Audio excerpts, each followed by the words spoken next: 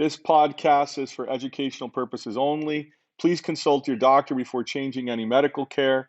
This information, products, or comments contained within this podcast is not approved by the FDA for the treatment or diagnosis of any disease. Although we attempt to keep the information up to date and current, we cannot guarantee the information is up to date at the time of this recording. Individual results will vary. No one should expect the outcomes or results mentioned or described in this podcast. Health shares do not constitute health insurance and do not provide a guarantee to pay for your medical bills. Please consult your broker, general counsel, and/or doctor before changing your healthcare plan. Envita and Envita Health makes no guarantees for outcomes and results.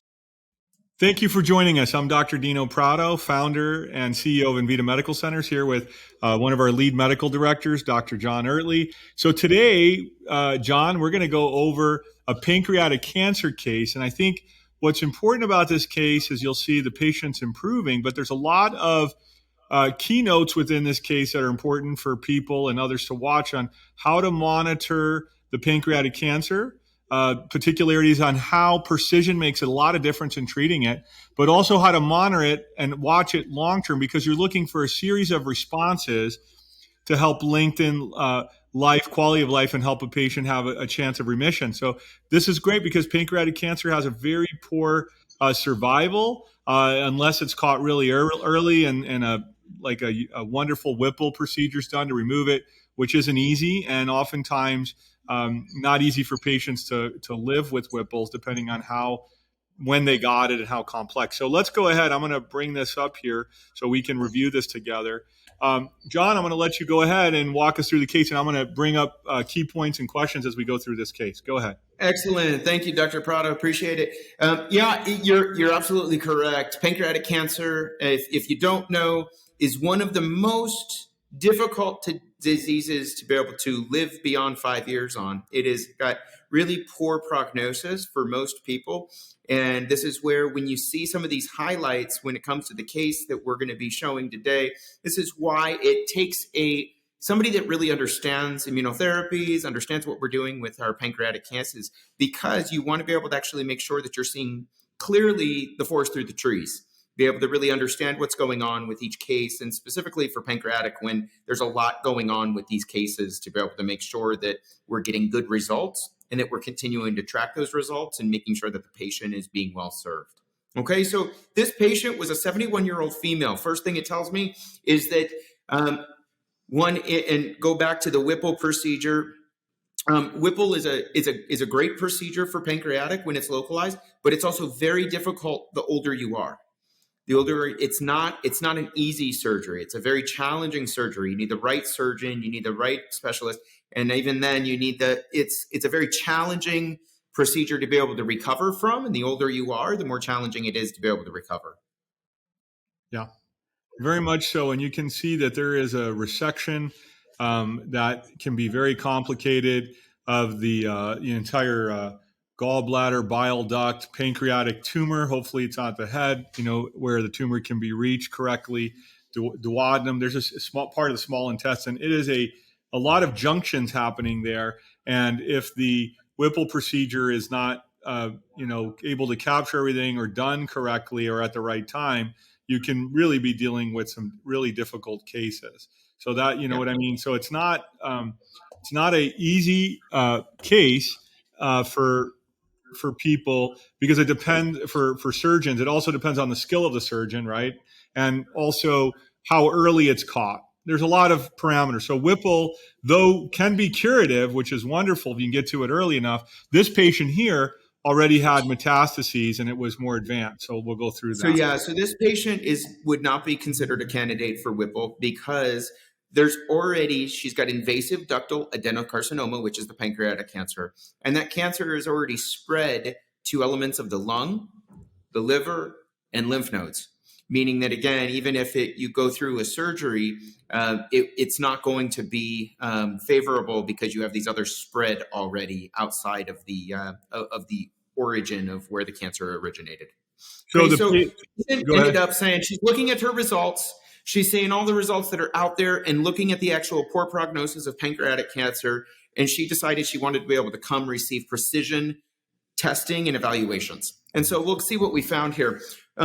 Upon arrival to Envita, she started at her CA19-9 and CEA. These are both tumor markers. These are tumor markers that are tracked very much in the conventional system when it comes to conventional oncology as well. We run them more frequently because we want to be able to actually see what's going on with the case. Sometimes they elevate before they actually start to drop. We'll talk about that. So These are common in pancreatic cancer to see these elevated.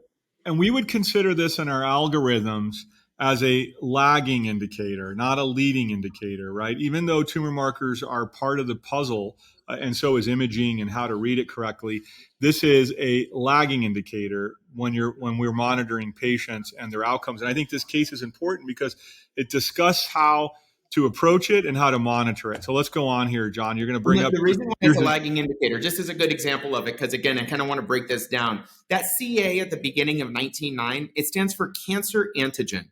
And what does that mean? It's a marker on the surface of a cancer cell telling it this is a cancer cell.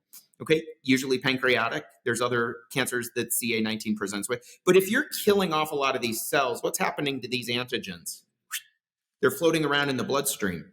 And this is where when there's a lot of kill, you're seeing more of those antigens start to be able to show up in the bloodstream. And so it can look really concerning many times when you're actually seeing this because you're actually killing the cancer. And at the same time, that cancer antigen is actually elevating. And so it's really a critical thing, as we'll talk about more in seeing this actual case, why this is so important to be able to have a good understanding and a very good understanding of immunotherapy, of cancer die-off, and what you're actually seeing in the data, because the data could be actually telling you you're on the right track. But if you don't have the proper understanding of the data, you may be actually going in the right direction, or an oncologist that may be leading you in the wrong direction. Let me add to this before we start getting into the genomics and so forth, that you need to know, so when you're treating pancreatic cancer with precision, and you hopefully have good targets and good immunotherapy, as we hope with our patients, then you can get imaging that looks worse, like we'll see in a minute. You can get markers that look worse.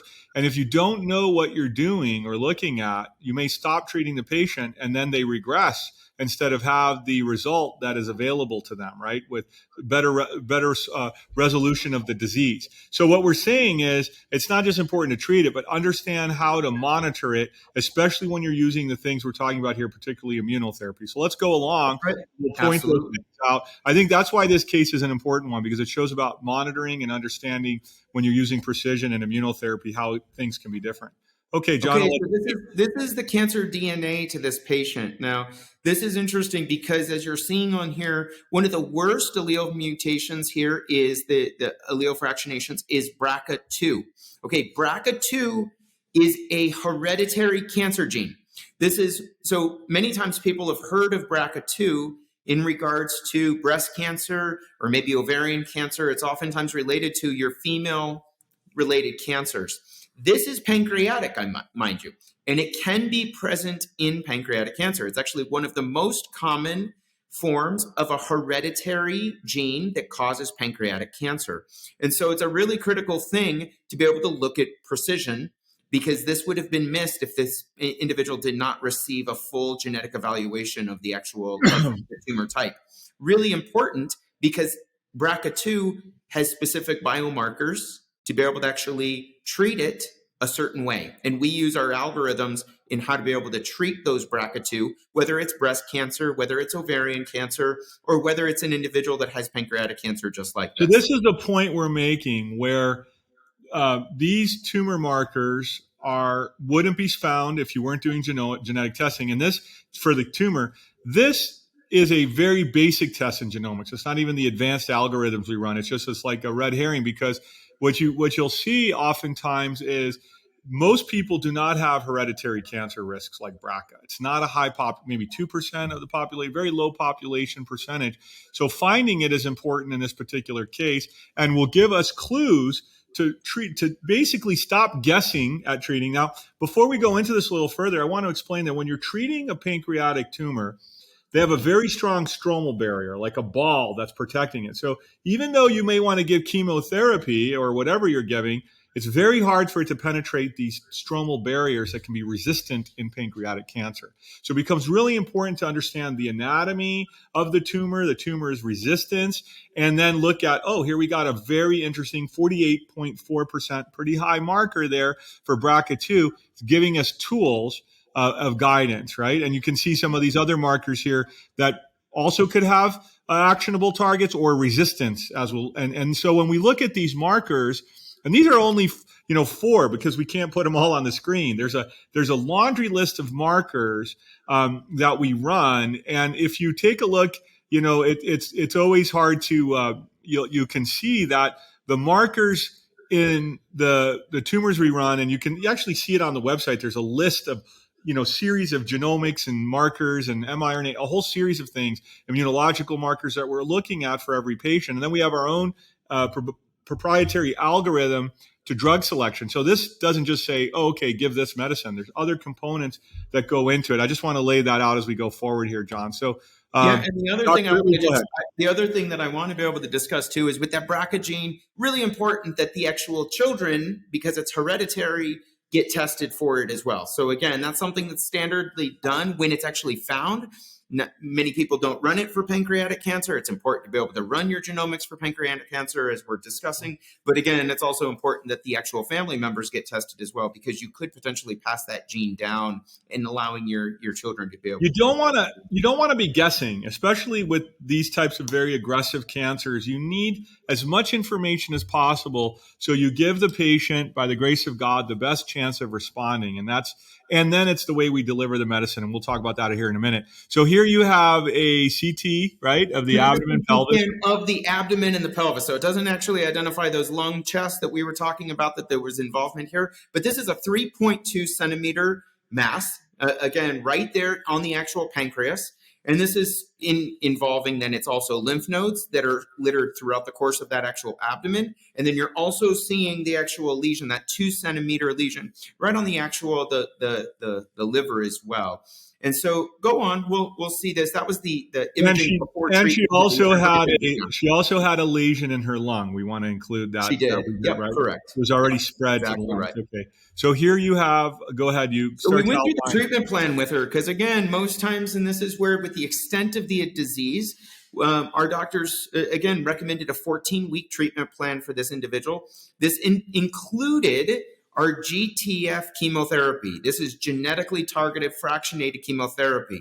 This is based upon the patient specifics. It's also based upon all the years of data that Envita's accumulated to be able to actually recommend the right chemotherapy for those individuals based upon the biomarker targets and based upon immunotherapy targets, because this is where the chemotherapy can be an immunosupport when done in the right dosage, in the right way. So genetically targeted fractionated chemotherapy is different because not only do we have all the genomics, which less than 20% of patients even have run in the conventional model. In the integrative model, it's not run at all because usually they don't prescribe chemotherapy, right? They're just using a natural agent that is not even targeted. So when you look at what Envita is doing, is that you have the genomics, but it doesn't end there. Then we have immunotherapy algorithms that we run.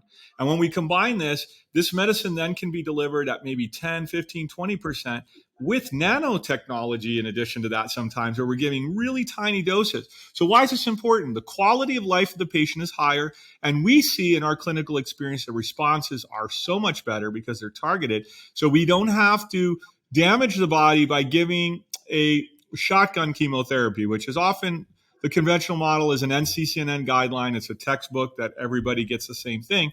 The problem is, look at these genomics. If this message doesn't speak loud to patients, everyone is not the same. And that's why we're bringing this case. It's the red herring. Here you have a breast cancer gene that's playing a role in the pancreatic cancer gene. And yet the majority of cancer patients, at least to this date, are not running genomics. I mean, that's not the way it should be. So the point is, even just a doctor knowing that would give them an ability to add a new target that could lengthen the quality of life of the patient.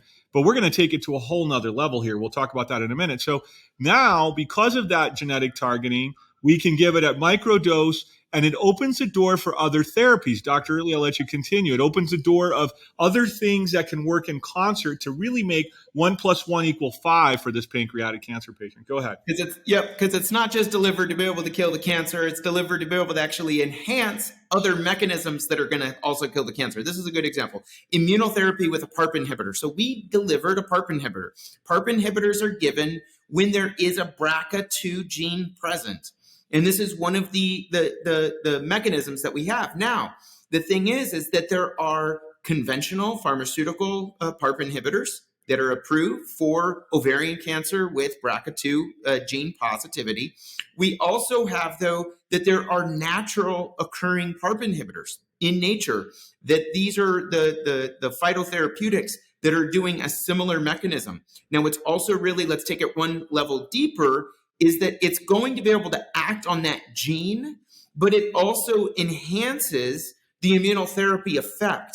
And this is shown in the actual peer-reviewed literature, is that PARP inhibitors affect the immune system and enhance their capability to be able to find that cancer, especially when we want to be able to give every single benefit of immune system support to be able to have that immune system find, seek, and destroy the cancer. It is a critical piece to be able to enhance the immune system in a very sophisticated and targeted way. Now, here's the key to this, and we're going to go on to this here in a minute. Once you know you have that biomarker that's actionable with the cancer, here we have one, we have several of them, you'll see in a moment, that we just showed, and there are more. What you'll start to see is that then we can deliver the genetics and something you won't see for pancreatic cancer, immunotherapies that we're able to custom build, prescribe, and deliver direct to the tumor using interventional radiology oncology with a catheter the size of your hair right to the tumor. Now, when people say, what's the proprietary portion of Envita's work? Well, interventional radiology oncology exists, right?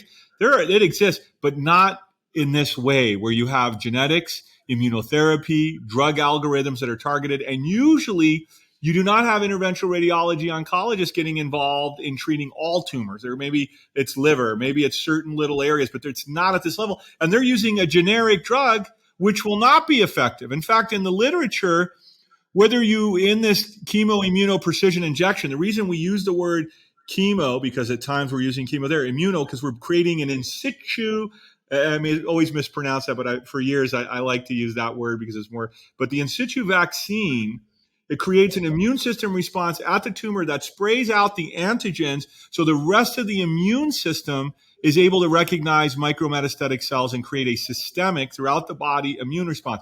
That is very, very special into the tumor without spraying it throughout the rest of the body. And then this is what constitutes what we call the SIPI, which is unique and proprietary to Envita because of the drug algorithms and the combinations that we use. So for people, it's hard for patients to understand this. You don't get this anywhere else. You're not going to go to an interventional radiologist who's going to give you an injection, or they're going to use gemcitabine. If they use anything, they got their success rates in the published literature, whether they use a bead, a gel, a foam, a chemo, is all the same because there's no targeting.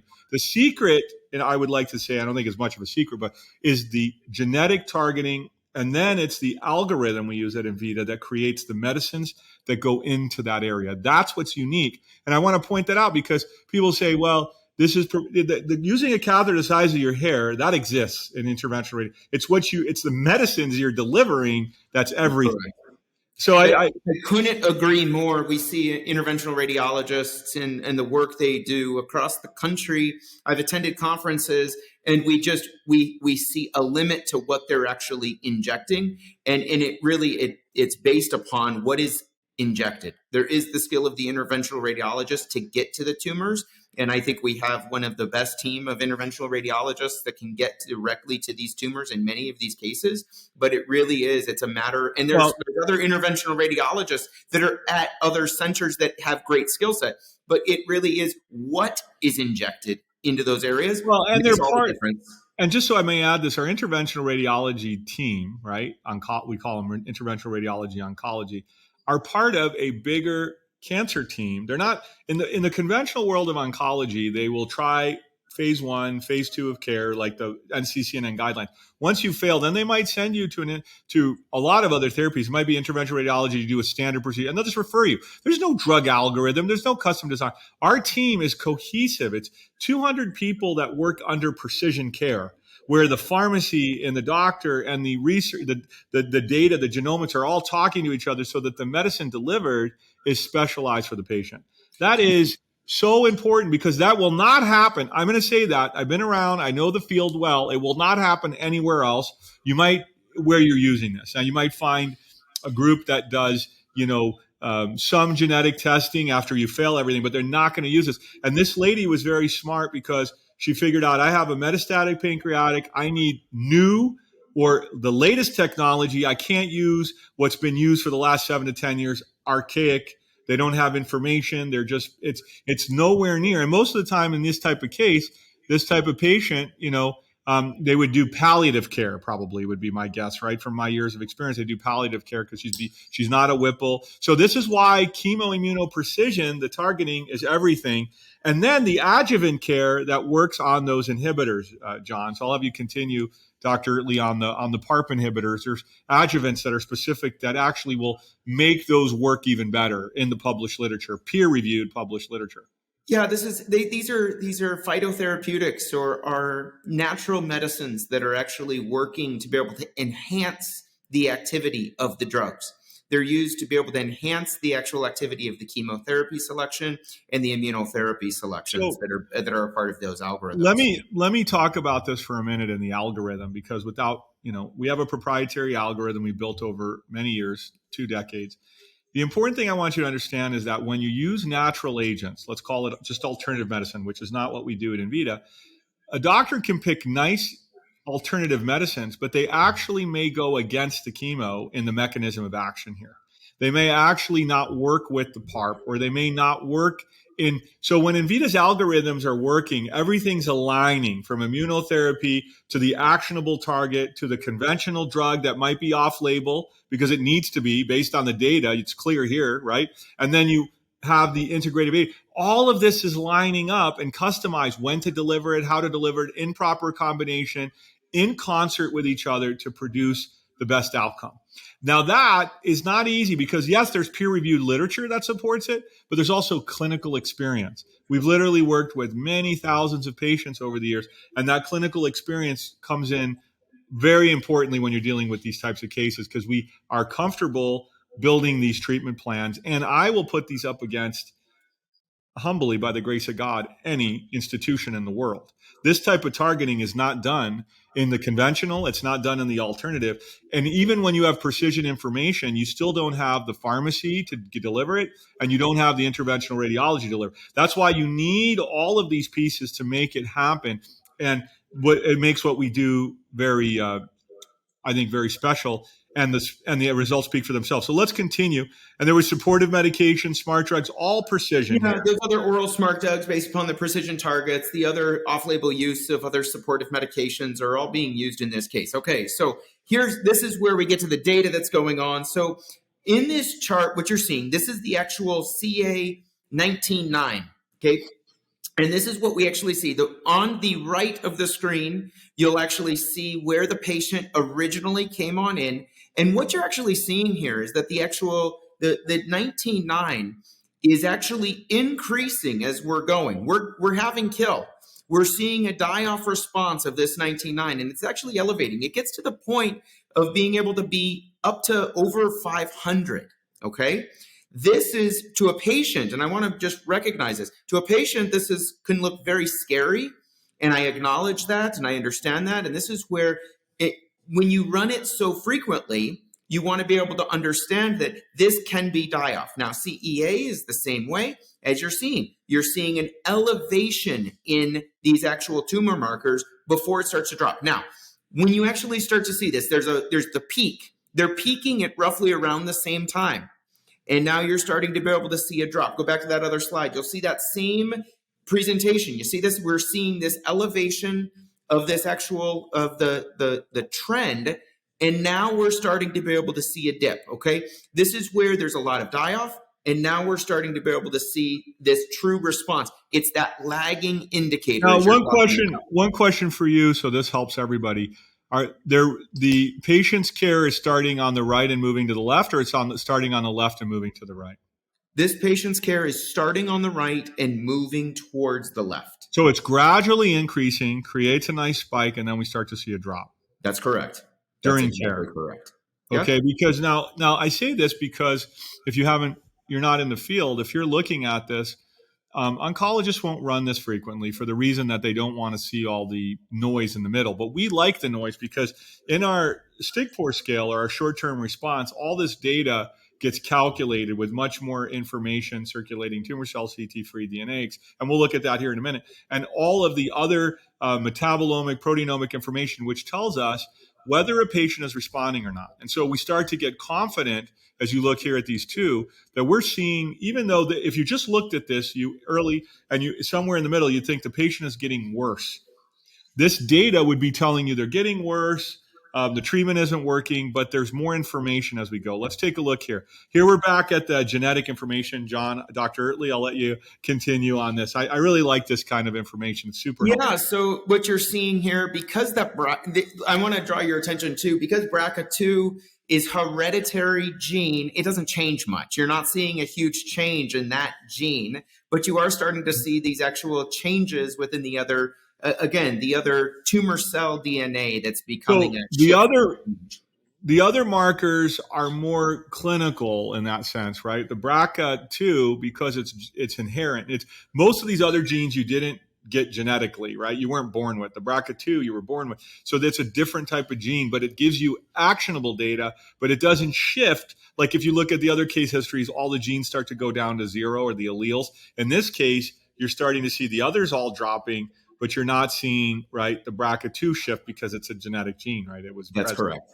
Yep, that's I want correct. people to understand that. Let's look over here. Here's another graph that shows the alleles. Go ahead and, you can go over this. Yeah, so you're starting to see another area where you're starting to see in this graph, it's representative of these alleles. Again, you're seeing, more of these areas where there's some alleles that are reducing and some alleles that are elevating. What is this telling us? It's telling us that there is a die-off. When you see that allele frequency, you are replicating a example of the cell-free DNA. There's DNA in a cancer cell. When it's dying off, you're starting to see it release in the bloodstream. Let me help people understand this. Besides, if we have medical community, they'll get it. But as a cancer cell's dying, the genetic information is floating in the bloodstream. And so when you capture that in the right laboratory work, you can identify it and you can see that is going down. And that's one leading indicator. It's not the leading indicator, but in a short-term response, that can be a leading indicator that you're moving in the right direction. I'll just go back one more time.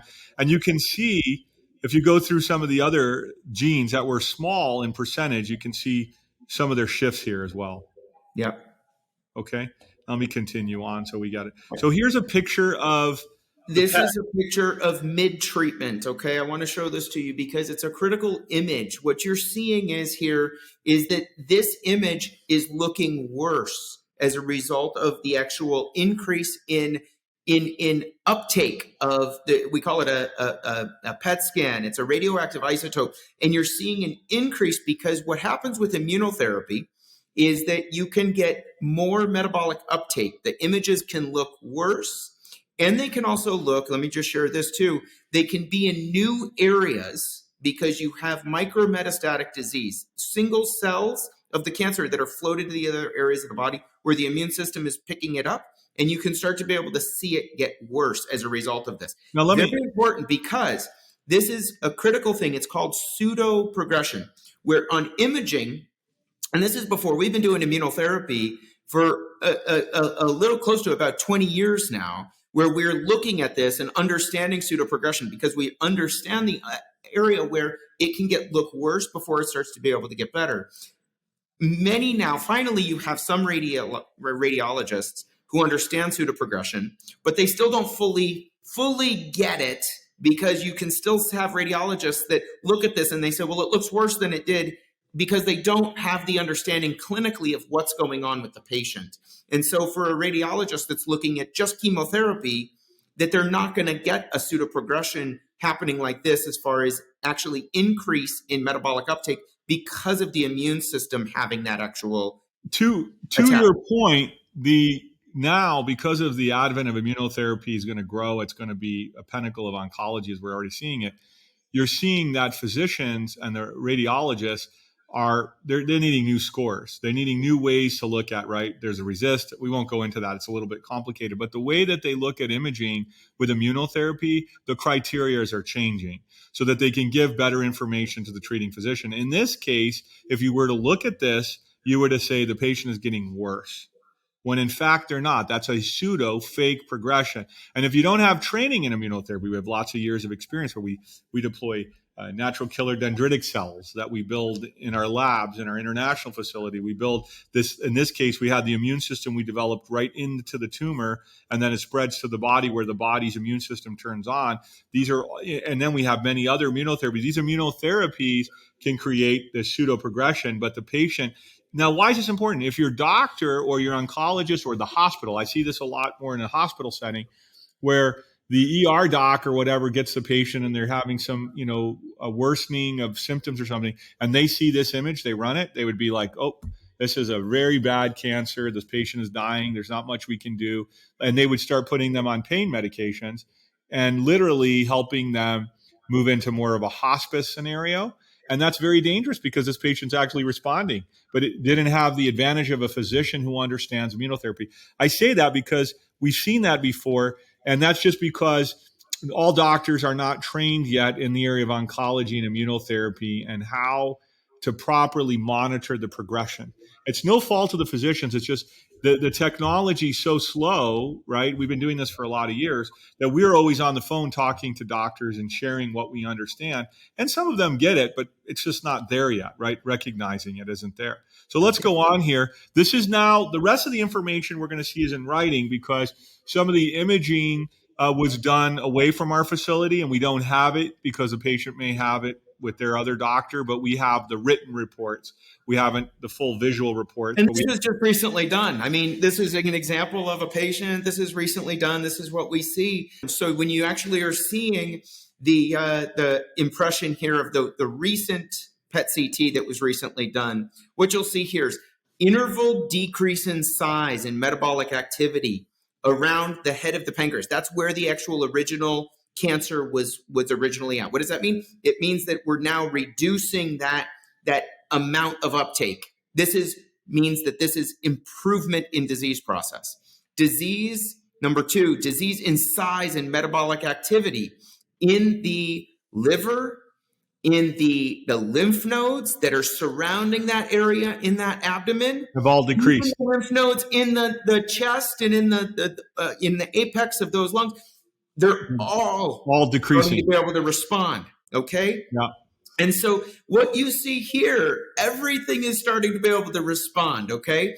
And so when you actually are taking a look at this, I think it's such a great example of you especially when you do immunotherapies, you do not stop the treatment too early because you're scared that there is an image that looks worse or tumor markers are looking worse. And then look, now we see we don't just have the imaging, but we look at the conventional tumor markers. The CEA has now dropped to 1.7. That is a normal range.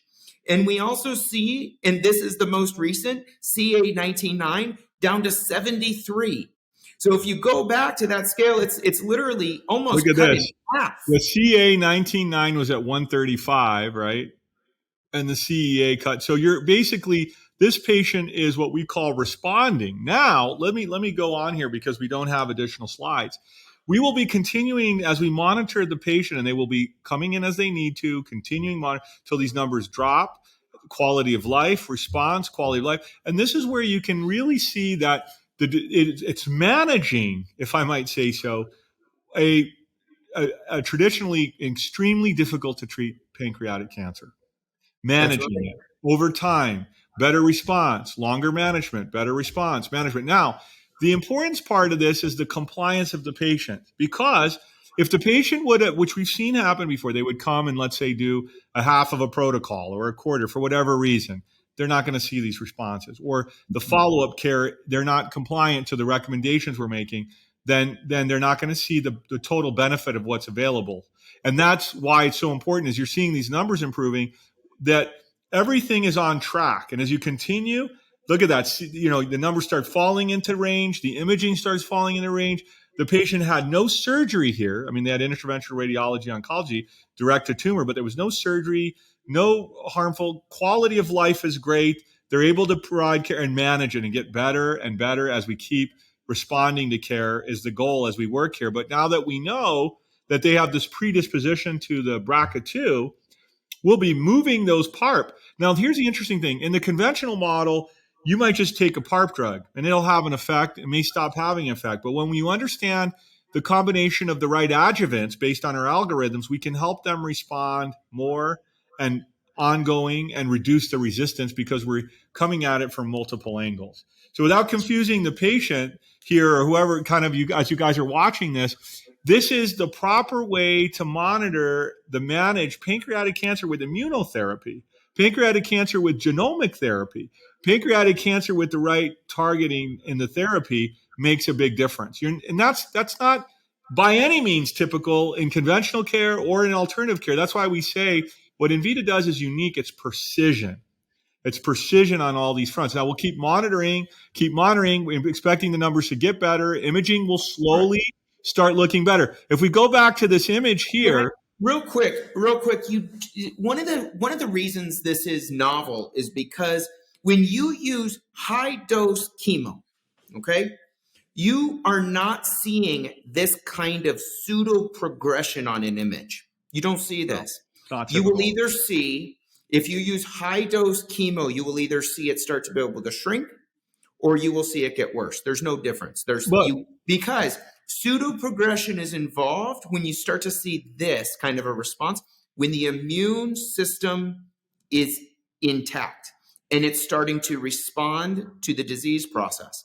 And this is one of the things that we see with that SIPI procedure, the direct chemo immuno injection, is that you're injecting one lesion, but you're training the immune system to go after that tumor, and it goes and spreads and finds those cells across the body to be able to actually find it. That's the key difference with that algorithms that we have. It's one to be able to design to be able to treat with genetic targets, but it's using the whole immunity, the body's own innate responses that the body should be using to treat cancer, and starting to be able to actually design to educate and allow that body to be able to actually be able to see the cancer for what it truly is. And that's where you have pseudoprogression occurring. Now, I always say long-term response is not possible with stage 4 cancer unless the immune system gets it. Because we're talking about such billions and billions of cells even in a 1 centimeter by 1 centimeter mass, we're already talking about many, many cells that even if you have a 99.9% response to your chemotherapy, which I got to say, it doesn't happen. It doesn't happen out there. Even if you do, there's going to be some cancer cells that are present. This is why it's important for the immune system to be able to respond to it, because an immune cell can even recognize a single cancer cell to clean up that body, if that makes sense. It does. And what I wanted to show, if I can pull an image up, the major thing in pancreatic cancer is understanding that the pancreatic cancer has a stromal barrier. What is that stromal barrier? That stromal barrier represents this, if you will, fibrous material around the tumor, for general speaking terms. And the problem with it is, I want to see here if I can make this a little bit more visible here. But what you'll see is in a stromal barrier, you'll see that there's all this fibrous network around the cancer, making it hard to penetrate. And when we utilize the SIPI procedures, we're able to go right into the tumor with the catheter. So we're not expecting it to dissolve from the outside. There's been a lot of drugs, I won't mention them here, that are coming out in the market to work on the enzymatic ability to digest that stromal barrier, right? We bypass that with this innovation of the interventional radiology, direct a tumor. And oftentimes there's a lot of fear that you can get complications like pancreatitis and other things. We just haven't seen it because of our experience in the correct dosing algorithm and drug selection with the genomics and the immunotherapy. Now it's a possibility, but we haven't seen it clinically, and we've seen quite a few of these cases. And it's that stromal barrier that we're able to penetrate. So listen, without going into, we could go on to this case for a long time, but thank you for joining us. We wish you all the best. May the Lord bless your journey to healing and give you strength and guidance. We hope that this explaining how we approach pancreatic cancer, monitor it, just a recent case we had in front of us we wanted to share with you. And hopefully this was helpful and educational. If you need any help, we're here to help you. And may God bless you on your journey. I'll see you on the next case history.